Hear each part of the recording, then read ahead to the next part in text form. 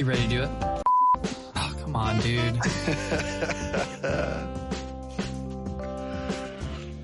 Hello and welcome to today's episode of The Unmentionables. I'm your host, Connor, and joining me on the line is my good buddy, Jibby. Hello, Jeremy, hello. You got the Guinness on deck? I am not partaking.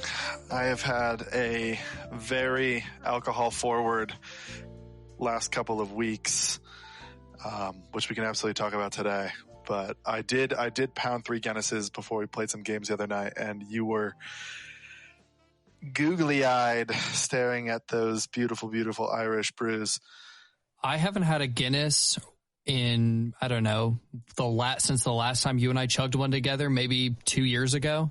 Yeah, and just right. Watching you take 3 separate Snapchats of chugging down a Guinness, froth and all, just really got me thirsty for one. And I will say it is absolutely delicious. It's never not. I took a Snapchat of me trying to chug the first one to kind of reciprocate it to you. I got about halfway through and then gagged. I don't really drink these days, so I'm definitely not accustomed to chugging cold alcohol right now. And I was like, okay, let's just delete that and pretend it never happened, and definitely not mention it on my podcast. So my new buddy that I'm working with, he never had a Guinness before, and I told him, hey, it's one of those things that it's not that you're chugging it. The first sip has to be a good one. It's got to be at least, from like a quarter to half the beer on your first pull. And he's like, you're bullshitting me. I'm like, no, man, that's how we do it. And we drank 3 of them within 5 minutes. And he proceeded to open the door and say, hey, man, this isn't sitting right. I'm like, oh, dude, do what you got to do. And he's like, I think I'm gonna. And he just turns the corner and yaks everywhere. And it is like black, like volcanic ash that is just pouring out of his mouth. He looked like he was like a deleted diesel truck, just rolling coal.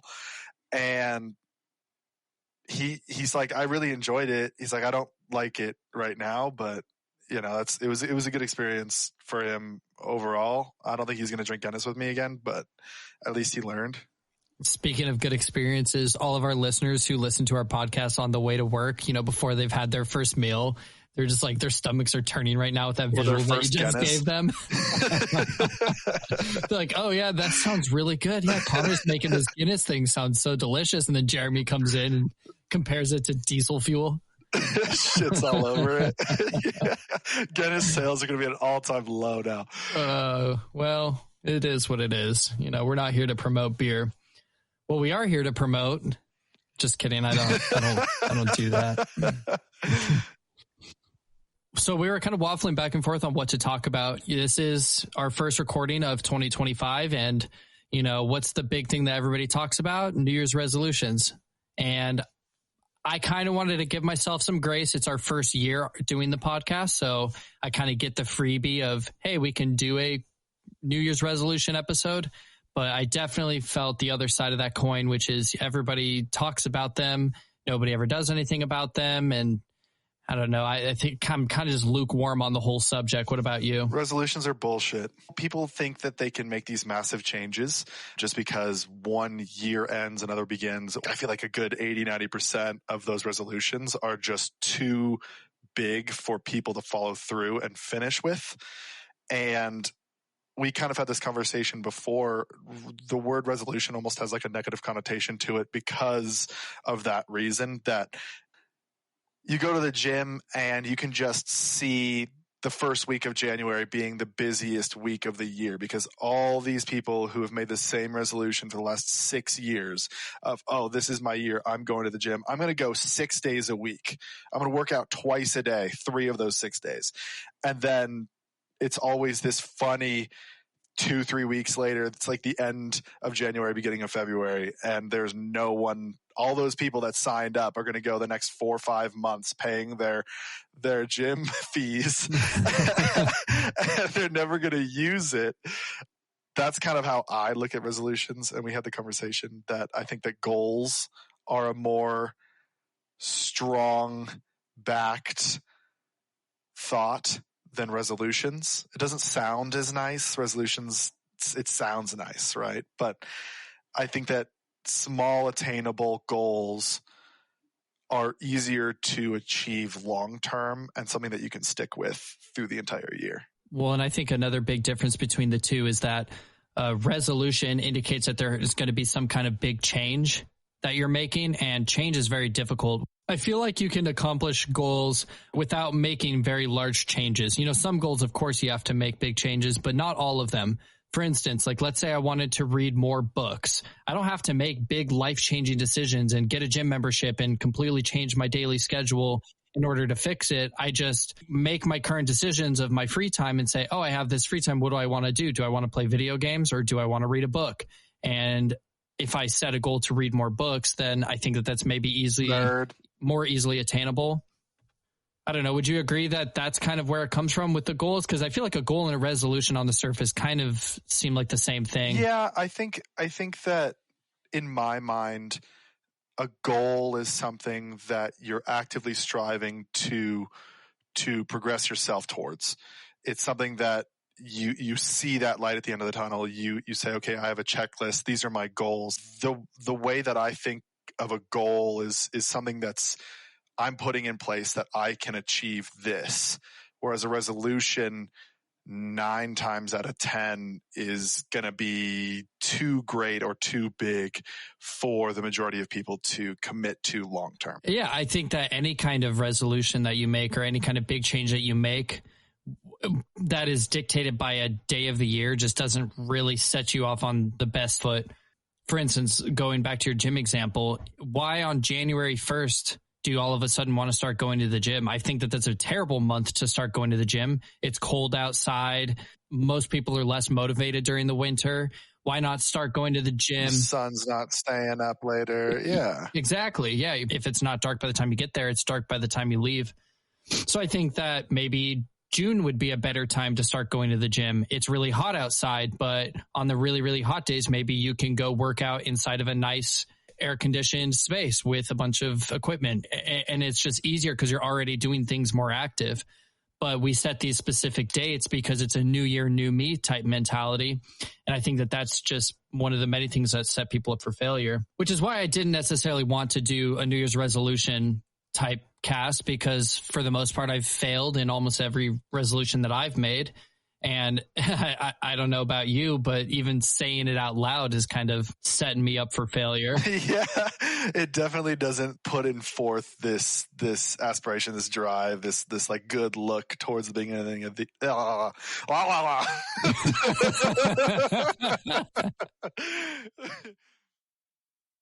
where was I? Starting off strong.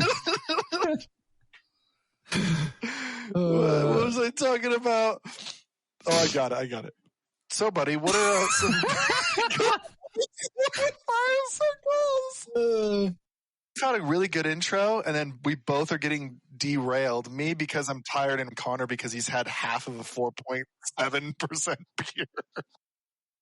So with all of that being said, that's why I didn't necessarily want to do a resolution style episode. However, you and I kind of talked about it off the cast. And one, you and I have never done a serious episode together before. I think our most serious one was the Would You Rather. And while that may be everybody's favorite, that was very tongue in cheek with the severity of the situation. Thought-provoking, existential, very thought-provoking. Big picture. Yeah. Whereas people want to hear what's going on in that mind of Jeremy. So I decided we would do a goals-focused episode because, to be frank, you have a new job that you've started and you have a new wife, well, a new old wife. And I just see when you and I talk on our weekly or daily conversations that your gears are kind of turning on, hey, what's going on next in my world? And I am kind of going through a similar thing between my travel plans as well as my personal business goals. So I thought, why not? Let's do the very cliche, stereotypical New Year, New Me episode. I love it. For our listeners who don't know, why don't you go ahead and give them a little bit of an oversight on kind of what your life looks like right now as far as your goals and kind of what you've been looking into going into this new year? So the end of last year, I was approached by an old family friend. And before this, I was working at Charter Spectrum as a field technician doing fixes on houses, if that was replacing RF cable or running fiber, or as your father calls it, climbing poles, digging holes, I think was his term. Yeah. And I was approached by an old family friend who owns a pre-owned car dealership here in town that's been around forever. And he comes to me and says, "Hey man, I think you would do wonderful. The way you talk to people, the way you interact with complete strangers, I think you do fantastic. You should give it a shot." And I said, "Let's do it." I got put into the position of finance guy. I have not been ordained yet with the title of finance manager, but going from no sales experience or very limited sales experience to a finance position in the car world is not a thing. So it comes with its own difficulties and own challenges that you cannot relate with your path with anyone else. So I was thrust into a position, thankfully, I might add, and it's been a whirlwind the last month and a half, 2 months of me not being able to act like myself, me listening 90%, speaking 10%, being overwhelmed with even the smallest little tasks because it's so different. Just the culture and the workflow and the grind is just completely different from what I've been used to doing my entire life in any other's position. Thinking on what my goal is, at least in the business realm, in my professional realm, is to push myself hard enough where I excel, but more importantly, are comfortable in my position. Because for the last 2 months, I have not felt comfortable once. And I know there's a learning curve, but it's one of those things that you strive for that, like that exhale, that, like I did it. I did this right. That's my goal, at least in that realm, to be comfortable. I think we could do a whole episode on new jobs or new career paths and what that looks like. But I do want to go ahead and back things up a bit to where you said you kind of left your last job and jumped into this new one. And you kind of nonchalantly said it, but it wasn't just light switch type decision. You definitely thought about it a lot. You and I talked a lot about it. I'm sure you talked with some of your other close friends and family about it. You didn't just like jump into a new job just willy-nilly, right? It wasn't just because, I'm bored or I don't like my last job, let me move to a new one. You had very clear goals, right? Oh, no. It was a massive decision. It was a massive decision that I had to make. And you know for a fact that it was weeks of me talking to you about it and bouncing ideas off of you, going from a multi-billion-dollar corporation where they have everything set in place for you to be successful to jumping into a very profitable but a significantly smaller company. That was a huge mix up for me, just a total jump into the dark. And yeah, I mean, I definitely, made it seem like it wasn't that big of a deal, but shit, dude, I was shitting myself on that decision for sure. Yeah, for sure. What kind of got you over that hump of the current place that I'm at isn't giving me what I need for my future goals? And what kind of tipped that scale into you moving forward with this other job? That it was the security. That was the big reason, is that I knew what my paycheck was going to be 6 days from today. And I knew how much I was going to get paid. And I knew how much harder I was working than 90% of the people there. And I wanted to transfer my comfortable there to an uncomfortable somewhere that I could push myself to make way more money with my time.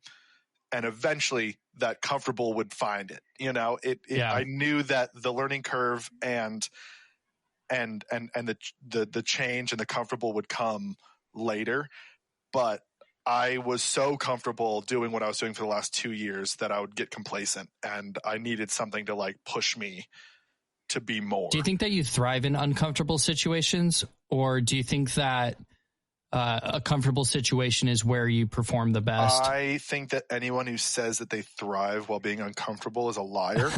I myself am very comfortable in uncomfortable situations. So in awkward, weird interactions or diffusing a situation, making a joke that I know it's not going to, be loved by everyone. I love those situations, but I think if anyone says that they love being uncomfortable all the time, especially in a place where they're spending the majority of their day, the majority of their week, is an absolute liar, because no one wants that.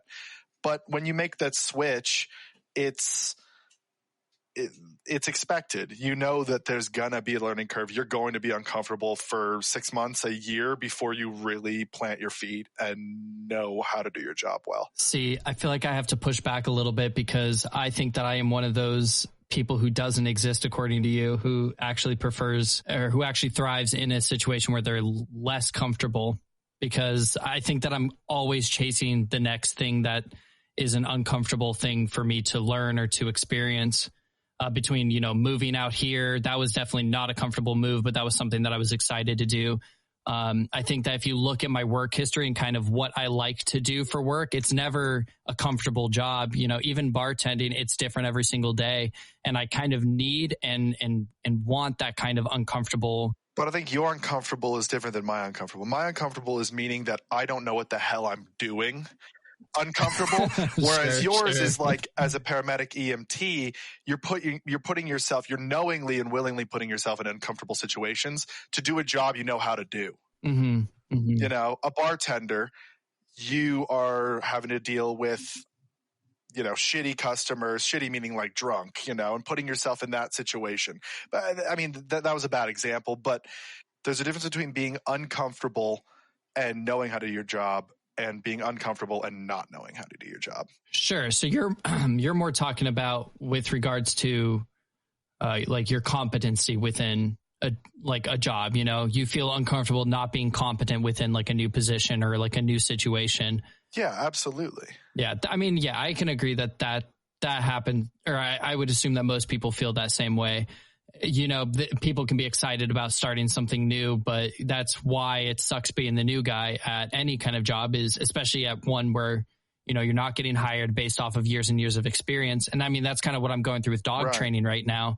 I did like an online program, got all my fundamentals and my basics down with that online program. And then I did an apprenticeship with a woman of 20 years experience and worked with her. But now taking that, taking what you're saying as, a feeling of being uncomfortable, the first time I train a dog for profit is going to be a very big test of whether or not I am competent. And so I'm definitely going to have those jitters or that nervousness. And I mean, even as an EMT, it was the same way. I went through the entire EMT schooling. I learned more my first day on an ambulance than I did, in the entire program of accrediting myself as an EMT. So, of course, there comes this time where you have to test yourself, and you kind of get thrown into the deep end, and it's always going to be this scary thing, but it's totally necessary for growth.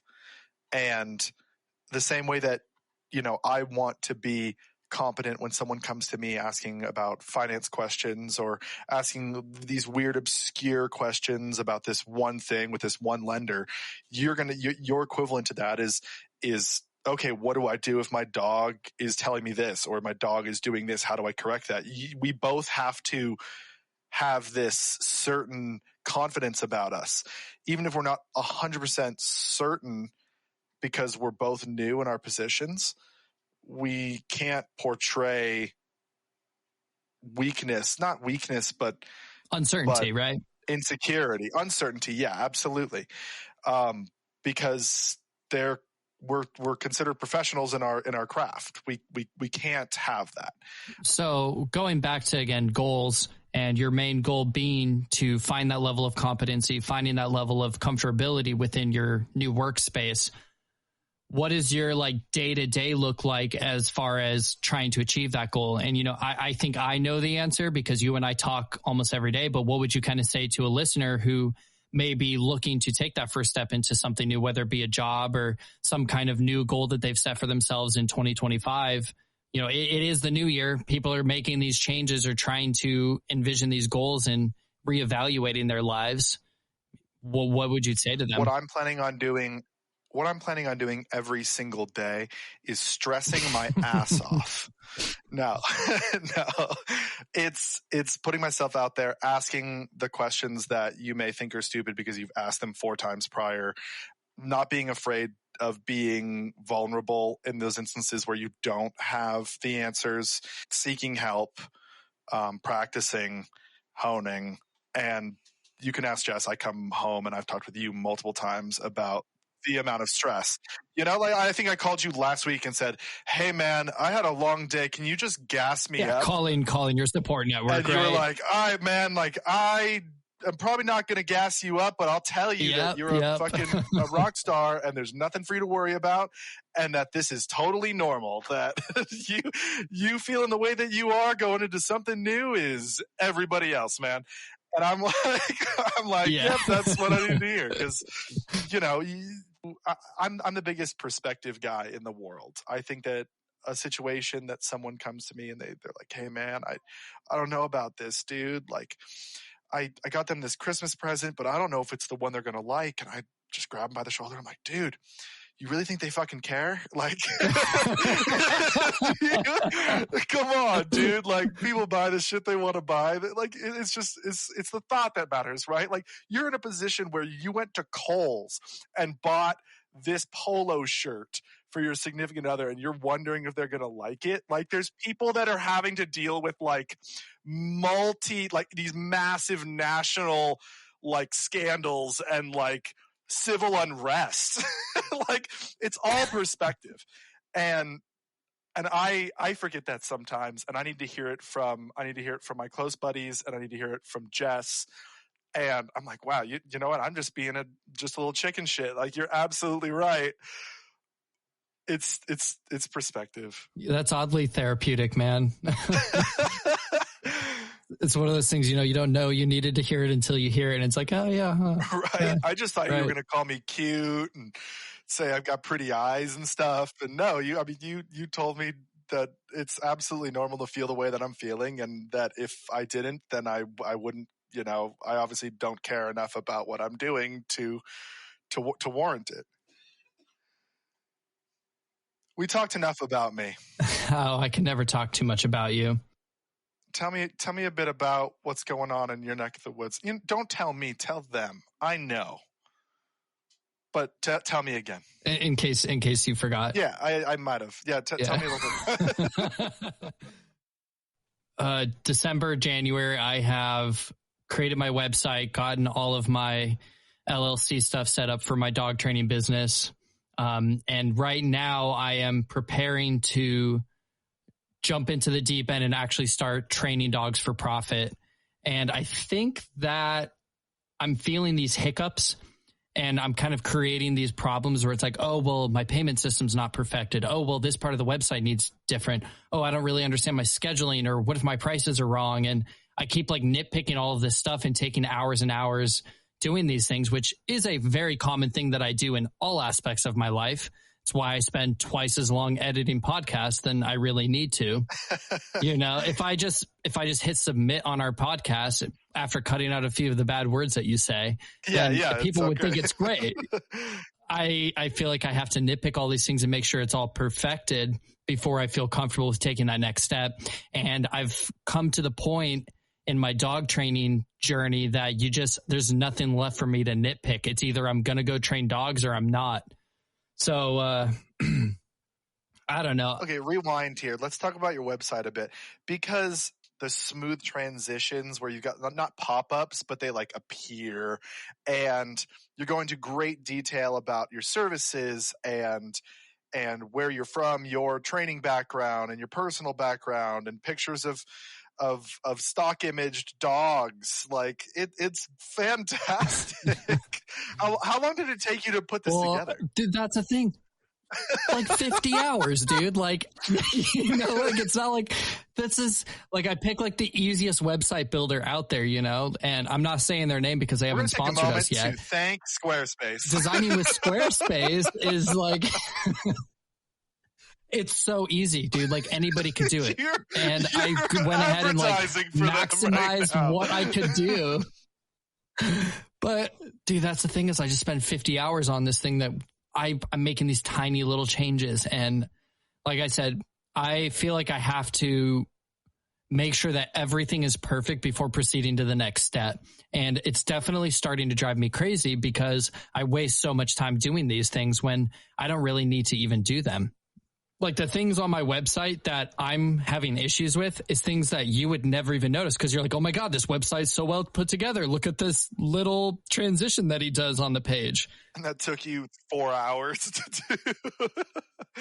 Well, that's the thing is no one understands the amount of work that goes into something unless they do it themselves. Like you think, oh agreed, yeah, those idiots like online, they're like, you know, advertising Squarespace and like, oh yeah, it took me 20 minutes to set up my virtual storefront.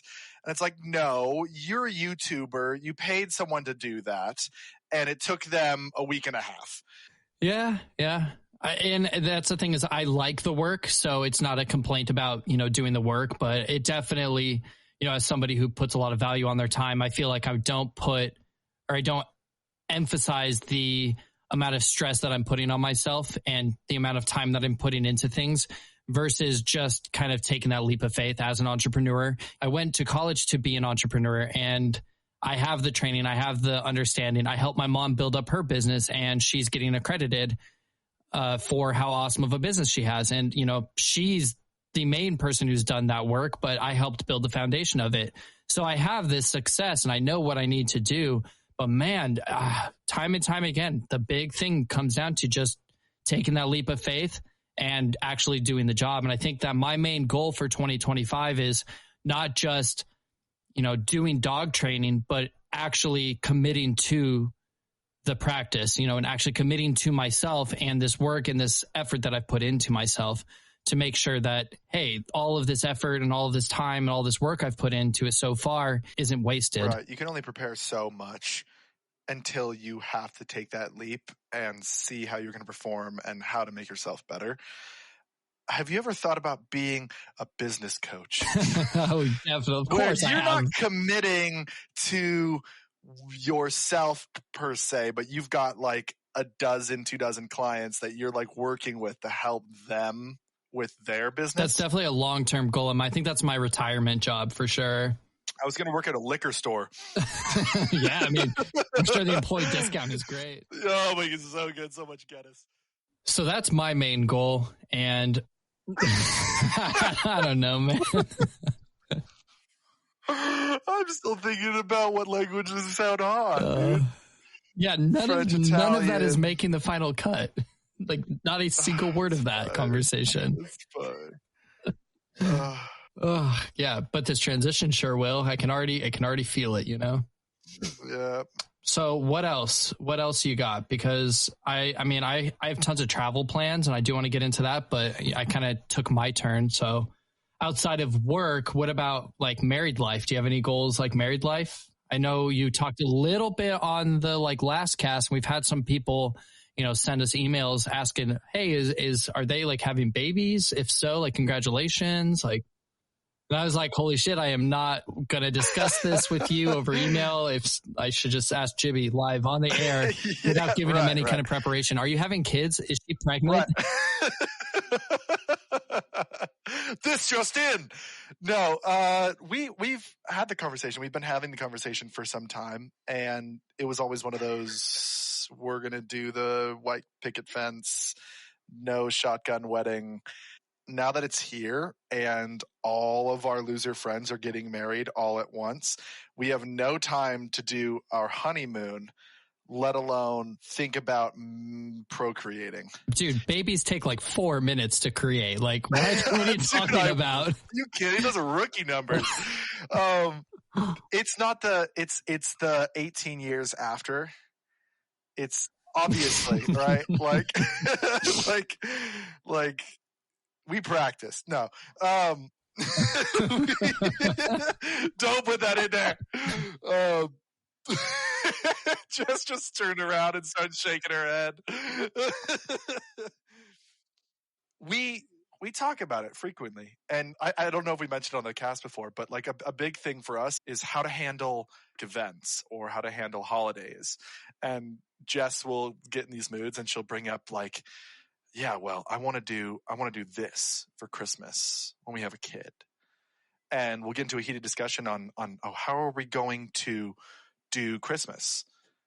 Well, we need to have a damn kid first and then make the decision on how we're going to react with our new infant baby Jesus on what we're going to do for Christmas. You know, it's been talked about, but yeah, we're not, she's pregnant. No. We haven't thought about it. We haven't thought about it enough to commit just yet. I love how I compare my exciting travel plans around the world with you guys having a fucking kid. Right. Like, yeah, I'm going to do all these really fun and expensive things. Like, you guys having a kid yet? We're going to go parasailing anyway. How expensive are diapers? I was thinking about that the other day. Well, so aside from that, though, then if you guys aren't like planning on having kids, what kind of like plans do you have in your relationship? Are you looking to buy something new, like, or investing, or, you know, working on yourselves? Or well, to connect this, to the original point of our episode, a goal that I have, I want to make the glory days, the amazing years, what she thinks of as her husband, to be this thing that it's just slowly getting farther away. We're gonna the most attainable thing for us relationship wise is be each other's best friend, and I can check that box off for the year at the beginning of the year as like something completed, or as like something that you're going to do. Yeah, like something that I know will be done by the end of the year. Investment wise, purchase wise, no, we're just saving up for trips we're going to be taking to go to Spain. Trips that we're going to be taking for our friends, and diapers eventually. It's been really boring lately. Do you and Jess make a lot of like long-term goals together, or do you guys just kind of work within your own long-term goals and then they work out because you two are a united front where whatever Jess's long-term goals are, you're supportive because it's your partner? Yeah, I think a lot of our goals are wrapped around business, just where we are in our lives now. It's a lot of rebuilding. It's a lot of growth, to get to that comfortable spot that we spoke on earlier. And then anything extra is just like the small term goals. Hey, let's, for the next 2 weeks, we're only going to eat out once a week, or we're going to start putting $50 a week into our savings to pay for this trip in 9 months. Like the small goals that are totally attainable, are the ones that we make, because we kind of just do our thing together, and that is our happy place. Never is it like we have to make these massive changes to make it work or to make ourselves better. At least when we look in the mirror, that's not what we see.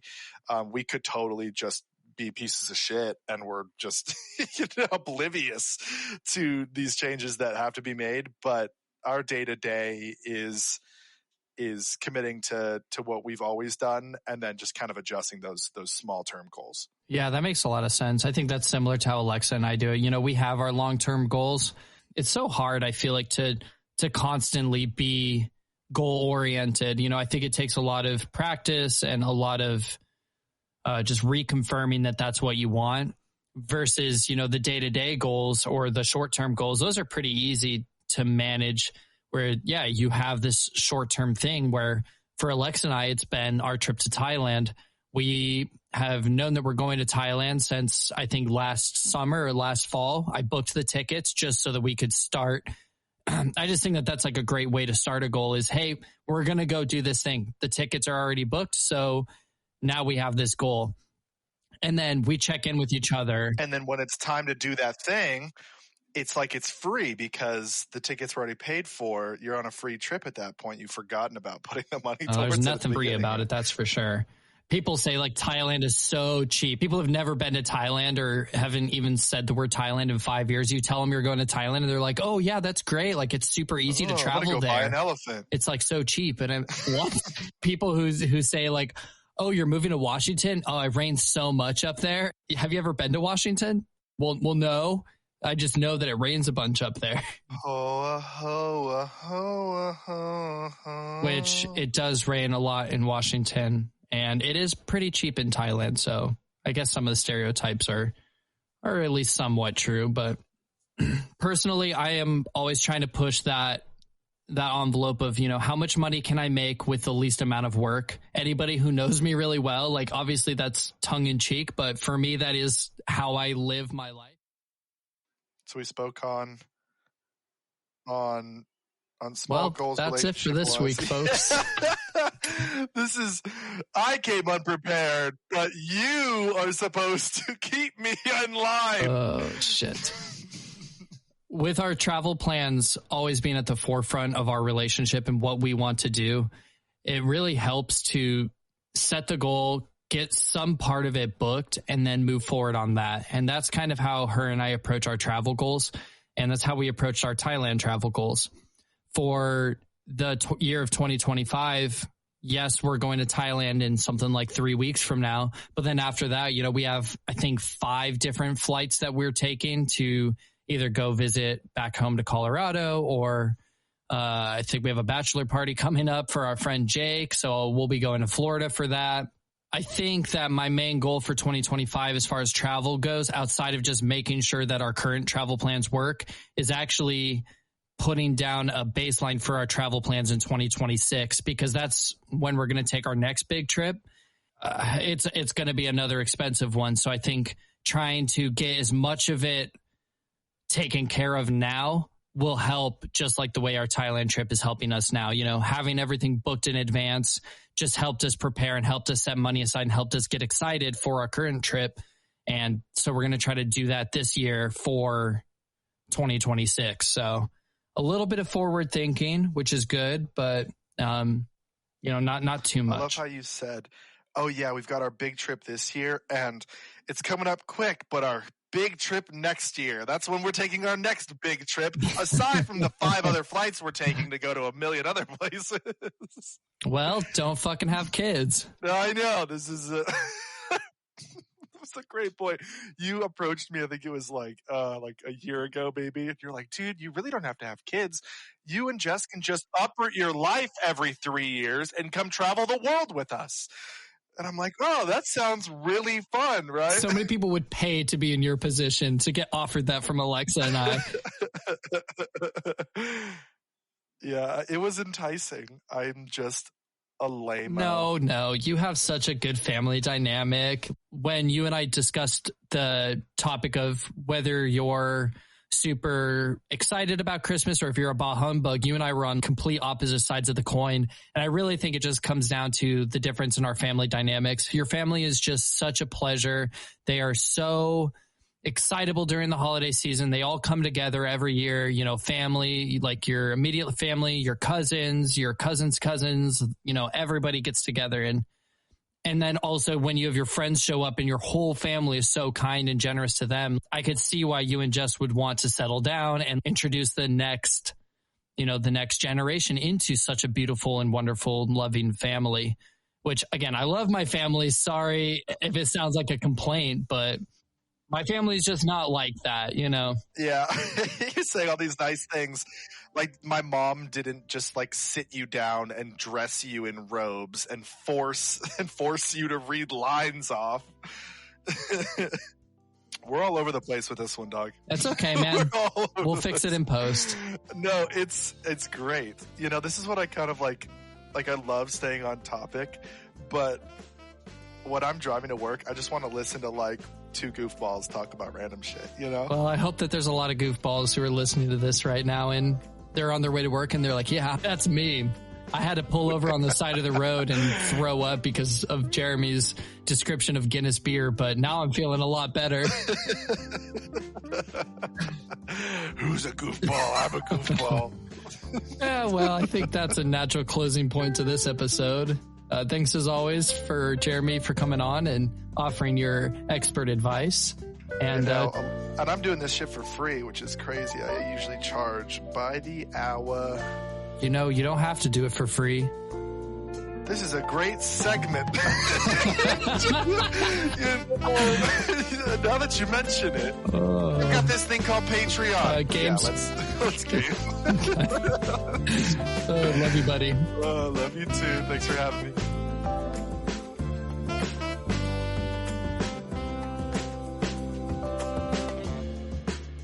Thank you for tuning in to today's episode of the Unmentionables Cast, your weekly bite-sized dose of nonsense. If you liked the show, tell your friends. And if you didn't, well, recommend us to your adversaries and we'll torture them on your behalf. If you want to get in contact with us, send all questions, comments, concerns, issues, problems, and suggestions to the unmentionablescast@gmail.com. The show will always be free, but if you'd like to support us directly, you can do so at patreon.com/theunmentionables. Don't forget to subscribe, like, follow, thumbs up, or ring a bell to help pump up those juicy stats for us, and we'll catch you next week. Damn, half a beer later, I'm hammered. Dude, and they taste like they're like 12%. That bitch is 4.7%. Yeah. You're drinking a dark Bud Light.